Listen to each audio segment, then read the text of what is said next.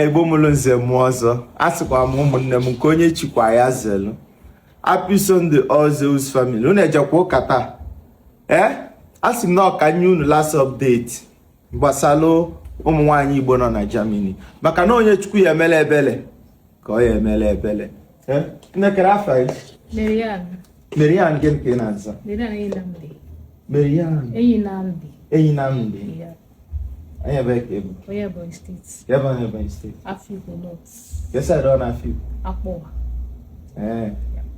Ka efi na-alụkwa? Ana m akwa akwa. Ị na-akwa akwa?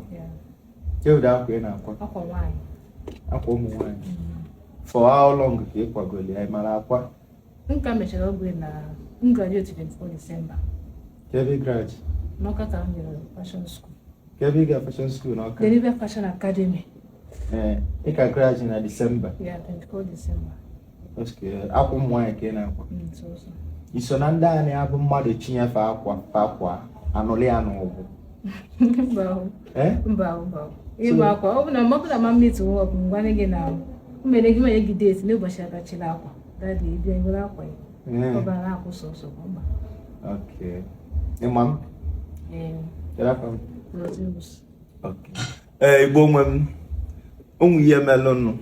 This girl bụ onye Ebonyi State. Oh, ya nwa bụ the last person phone. Onwe one woman m bụ ụzọ wee dị ọ dịka lady bi ya edem ya.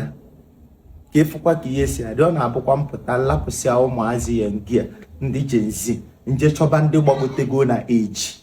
Maka ama m na ọma ndịlụ fees ma ọ bụ nchọba ndị jọ njọ.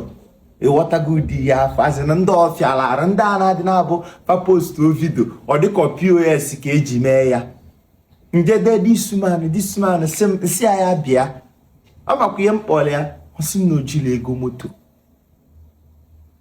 onye nke anyị bịa na picture na ihe ya ịma na osi m ewezi n'iwe ọkụ nsi na ọka nyekwuo ya time ma kwuo ma mmadụ ọ ya echegharị ọ chegharịlọ mgbe pụta ka oge mkpọ gị ebe gịnị I think ebe after 8 ebe 8 ka mkpọ ya before 10 ọnọdụ Ọka Ebonyi State ka o si bịa osighi Abakaliki bịa Ọka ebe 10 ọmabekwa ihe akpọọlị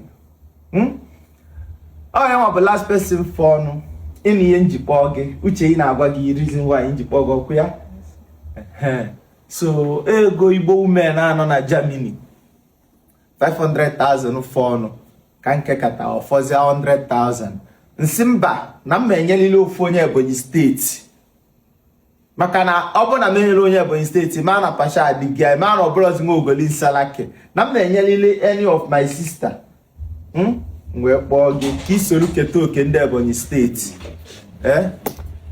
ka ọ bụrụ gị nwa ka ọ ga-alụ ngwa na ihe dị ebe anụnwa bụ 250 ebe anụnwa 500,000 naira ọ ya nwa bụ onye nyere nke ndị Ebonyi State ọ Igbo women nọ na Germany ọ the last person bi ya anụnwa because amarọ m ka ihe esi kpọọ mmadụ si ya bịa were ego ọ sị na o jiri ego moto ka ihe nwekwana ihe gwakwanụ Lozins family ke mkpa ị na-ekwekwanụ fa ego enye ege kịta nkwa na-ekwu na ego nyere m na m use it of my invest it very well.